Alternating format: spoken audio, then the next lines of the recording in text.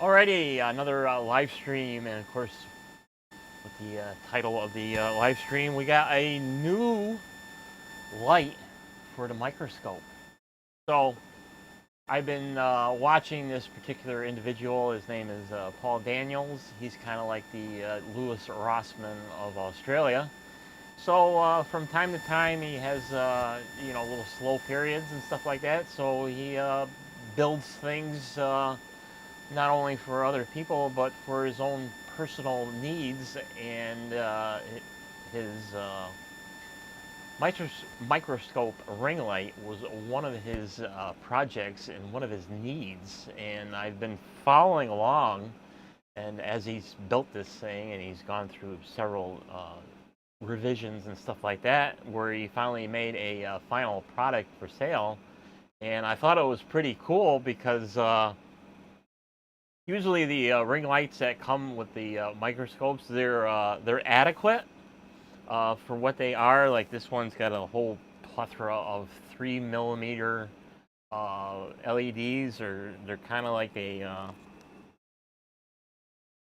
cool white, you might as well say. They're not a nice natural warm light or a neutral light type of LED, but clearly you can see that it gets the job done. You can see clearly from the light. So we're going to take a little gander of this logic board that has some severe corrosion on it from liquid damage. So just for you guys to get a little gander of what the light looks like. And this is the, like I said, this is the original ring light that I bought when I bought the microscope several years ago. So, like I said, it gives you adequate light and stuff like that, where you clearly see what you're doing. And of course, with my setup here, I got the awesome benefit of having an optical microscope. I also got the wonderful world of the digital microscope. So that's what you guys see, and this is what I see on screen. And this is the same type of picture that you would see if you bought one of them, electronic microscopes that just got the camera on top with a little bit of optics for the camera. But I'll tell you one thing: the video quality. It doesn't matter what quality your camera is. You're never going to see the true depth of what I see through the eyepieces. It's kind of like to make it the most simplest and easy to understand. It's like going up on a high rise and looking down on the city streets, where you can see the various heights and depths, and that kind of perception of view. You really don't see that with a digital microscope, which is pretty much what I'm showing on screen right now. You don't really, you can sort of tell that there is a little bit of depth perception, but you don't get the true field of view of what I see looking down the barrels of the eyepieces. So of course you can clearly see that this logic board has no chance of ever being recovered. It's way too far gone. But I just happen to have this for show and tell, and this is a perfect opportunity for a demonstration of this new ring light that I'm going to be installing on this microscope very shortly. So,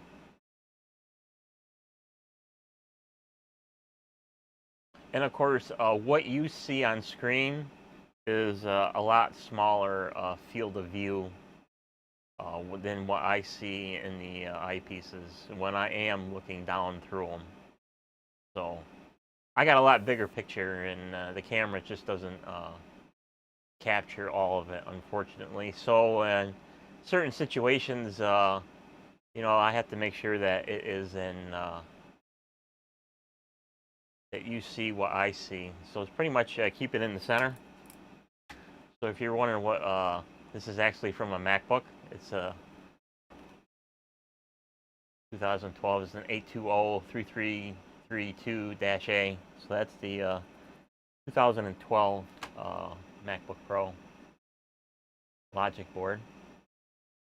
So fresh, not so fresh from Australia, because that's where Paul is. Another package from Australia, other than wonderful packages from Insidious Nixies. And I think I got something else from Australia, but I don't remember what it was. So we're going to open this up. I've already opened it, just to check it out. So this is how he packages it. He's got awesome packaging. So this kind of like rough textured paper that is kind of unique in itself. And of course all the credentials of the receipt and that stuff like that. So if you're wondering how much this was, the total price was $94. So I don't mind spending $94 because one, it's a cool item, and two, most important, you're supporting a small business. So that is most important. Unlike the big chain stores and stuff like that, that, you know, make billions in profits. So here is the ring light, and it is autographed. So that was awesome for Paul to put his signature on it. And of course, the ring light and the white face of this is really washing it out. But it's a very nice piece. We're actually going to look at it underneath the microscope before we change the ring light over. So here's this interesting package that he uses for making sure everything is nice and safe and secure. So when he buys this stuff is like, it looks like a flat piece of paper, kind of like this. And then depending on how much you stretch it, and it's kind of like a practice makes perfect. So you get the right amount of stretch, and it makes the edges stand up straight while you're wrapping everything up. And of course, it's recyclable or burnable. So, you know, awesome packaging. So no worry about damage coming from Australia to here. Of course, the box did take an impact, so it was nice and safe. So you can see the puncture hole through its travels. So it was nice and safe. So we'll take a look at this under the microscope and check out Paul's work, which is just as awesome as other people's. So here's all his little jiggly bits on there. So this is a 24 volt, and this is a 19 to 24 volt version. So the his newer ones are straight up 24 volts. So here's all the little resistors and capacitors and driver chips and the stuff to run. Here's the mode switch that gives you all your various settings, brightness settings, and he's got all those little LEDs. And this is a solid piece of aluminum, this type of PCB. So he's got, it's all single-sided, so all his traces are on top of the board. So very nice. And here's the, of course, the back side's got a big honking heat sink on the back for the take all the heat away.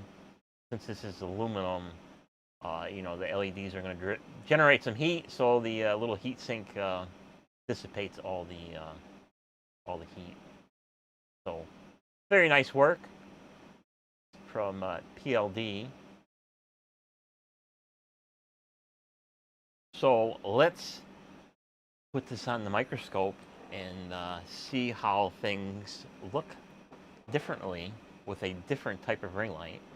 So we'll turn this one off. Of course, this one is a, I think I set this to 12 volts. So all I gotta do is look at the dip switches. Let's see, on, off, on. On, off, on. Yeah, I set it to 12 volts. So I won't be needing that, and that will be used for other purposes in the future. So this one, all it is hung on by is a couple little thumb screws. Very easy, and of course this one does have the adjustability, but most times it's on full nuclear. Hi Pete, how are you? Picture and sound is excellent, so that's awesome. So we got everything under control in the stream settings. So, you know, for stream settings, I got it for, it's only streaming at 6,400 kilobits per second, you know, and I got the minimum internet, you know, your minimum, whatever here is in New York State for Montgomery County, the minimum speed, I think it's, I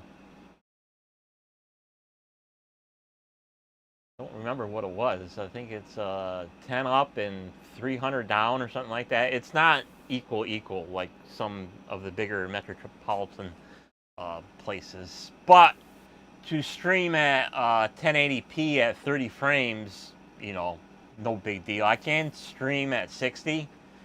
Doesn't really pay for show and tell type of stuff like this. So going on to the ring light, and of course, Paul also had to do, since he is building this for Microscope microscopes, he did 3D print a special adapter ring that he attached to it. So even the 3D print adapter ring is his own work.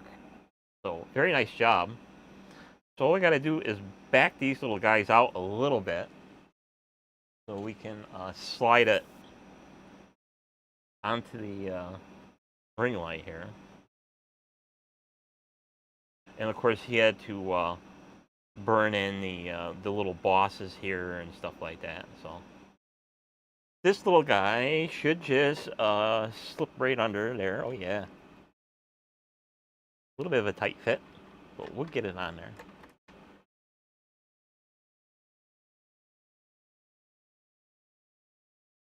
So he designed this to go on the Barlow lens. So he runs the Barlow lens. I think it's either a 0.5 or a 0.7. I got the same setup because I bought the Microscope off his settings, his setup. So he got the same trinocular microscope at the time, the same camera. And of course, he had a little bit different ring light. Same sort of setup, but the controls were remotely. So he had to remotely adjust the settings if you wanted to. So this one's 24 volts. So I got a 24 volt cord here that I got to fish out. And of course I'll have to drape it like everybody else does with their microscopes, have the cords draped, going from in and out and whatever. So just plug them in and it's already on. So that's pretty cool. So all I got to do is change the settings, because you won't be able to see it on the camera.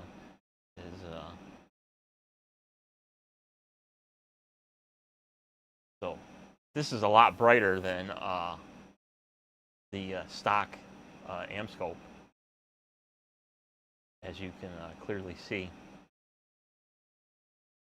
And then he's got a little flick that tells you that it's at 100% power, and he doesn't run his at full power. So to save the life of LEDs, we'll turn it down a little bit. So very nice, and when you unplug it, it remembers exactly where it was. So that's pretty cool. And I can already tell it's got a different tone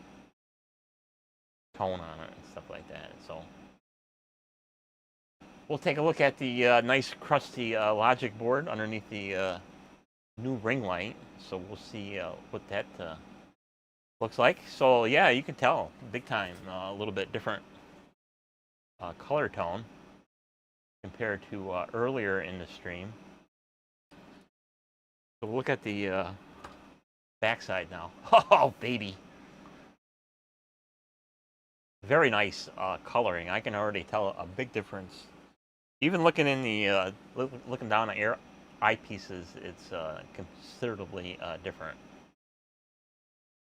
So we'll just for a little play here, we'll get it on a nice crusty section. Oh yeah. So I'll turn up the turn up and down the power. And of course, the camera will compensate a little bit. So that's kind of almost what it looked like. I would say maybe about here under the old ring light. So we'll just crank it right up to the max. Of course, the camera will compensate, but it looks awesome. Especially that little rainbow section there on the going up toward the upper right. So this little spot right there. So the color rendering is just completely awesome on this thing. And of course, with this light, you don't really need a lot of light for the camera to pick it up. So very awesome. And just for fun, we can actually put the other one and bring that up online. And kind of like blast it with fake color.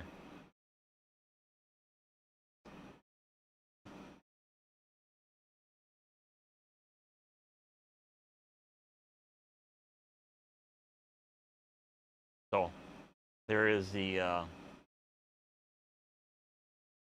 PLD light. So we'll turn that off and we'll turn on the other ring light. Put it kind of, yeah, you can tell the color is a lot different. It's not as crisp and nice with the cold white.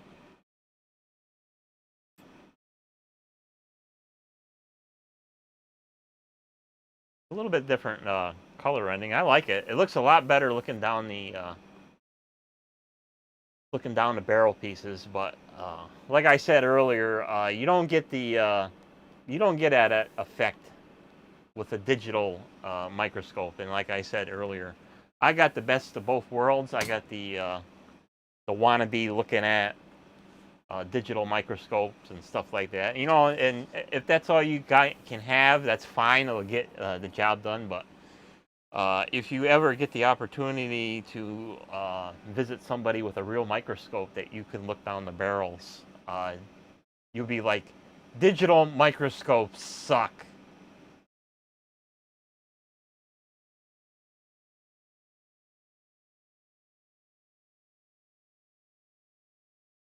Yeah, for Pete there. Yeah, the cable. We got one of them package deals where you get internet, phone, and TV, and the price just keeps going up for the TV. And every once in a while, I would say once every 2 years, the price of the internet goes up. So, you know, it's getting a little bit ridiculous for the cost of services and stuff like that. And you know, I know in this household, pretty much can just get rid of the TV and the phone because everybody has a cell phone, and you can get plenty of entertainment whether you want to pay a couple dollars a month for internet TV. So, you know, YouTube TV or Hulu or whatever. Because if that's all you're gonna watch is the same crap, you know, like my uncle, all he does is watch like Maine Cabin Masters and NCIS and old World War II stuff. So, you know, you find the cheapest TV package deal on the internet, you know, that's good enough. You know, plus the cost of the internet to stream all that stuff. So probably in the long run, you're not really saving any money. I know a lot of people, they cut the cable and uh, went with internet TV and stuff like that, and it's like, and they got to have all the options, so they spend a lot more money on the options like Disney and HBO and Cinemax and all that other crap.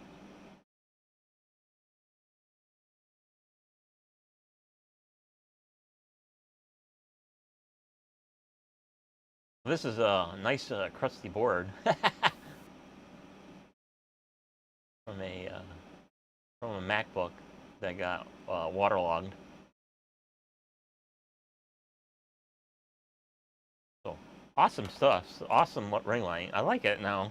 Now it's a lot more out of the way because it's a lot higher up on the stalk of the optics, so I won't have to worry about melting it with the hot air gun or the soldering iron, because I got a little too close one time with the either hot air gun or soldering iron. I think it was the hot air gun, and I partially melted the top of the lens. But you can see the old-fashioned lights. So these are the 3mm, cold white, old technology. I mean, it works, but if there's something better, then you might as well have something better. So, some cool stuff.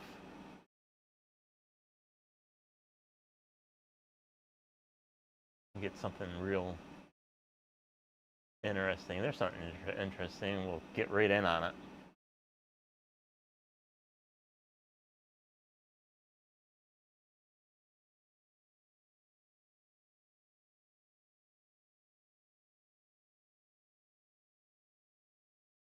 Even when I look down the like this corrosion here, it looks like it's just painted on the surface. But a lot of this stuff actually has a height to it. Like this corrosion next to this capacitor, it's actually standing up. There's so much corrosion that it's actual standing up on here. So this part right here, that corrosion is so tall, it's actually taller than that cap, which is incredible. But you can only get that if you look down at eyepieces. The other way that you can get any kind of perception of that is, you turn it on its side.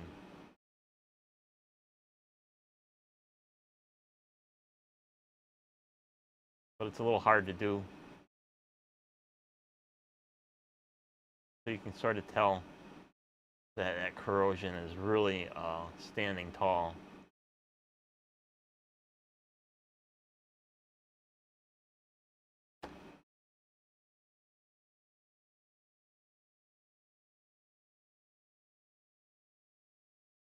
Here's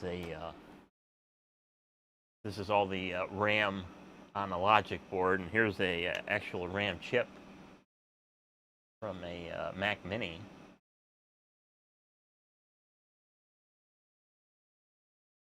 So lots of tiny pieces on this stuff.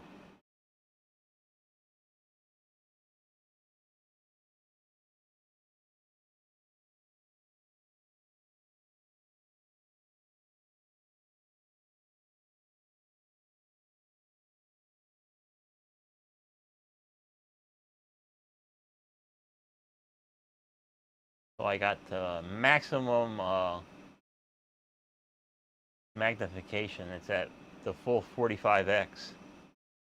So all this 0201s, they look huge on screen. And of course, any kind of little movement at this magnification, that gets amplified. So even a little tap on the table with just my fingernails, look how much it moves. Of course, the platform it's sitting on is not that great. So nice little show and tell here of the new light. So Warranty void if label removed. Well, guess what? I've been using this as a ram knife. Like somebody else does. Def Palm. Def Palm uses old ram sticks as ram knives. Mine's not as war as his, but we'll get there someday. See, what else do we got? Here's another little PD trigger.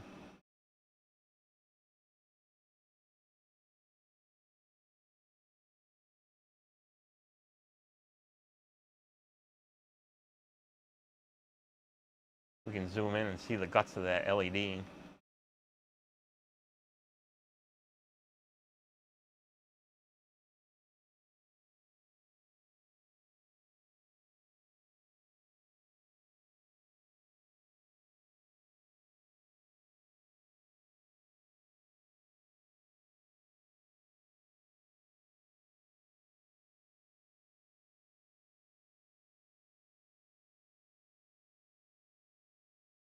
Of course, for me, it's a lot nicer to have this streaming set up because it's also recording at the same time and doing all these camera switchovers and stuff like that is all, I don't have to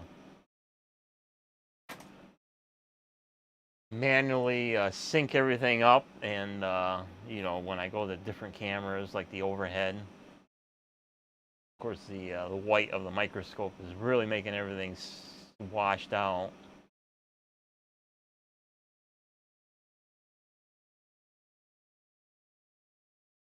You would look at the logic board from a distance.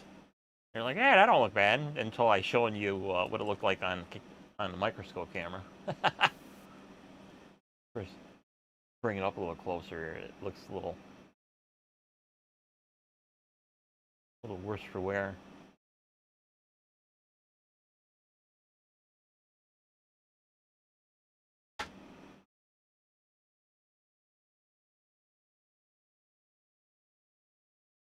So that's pretty cool to have that new light. So that'll come in handy.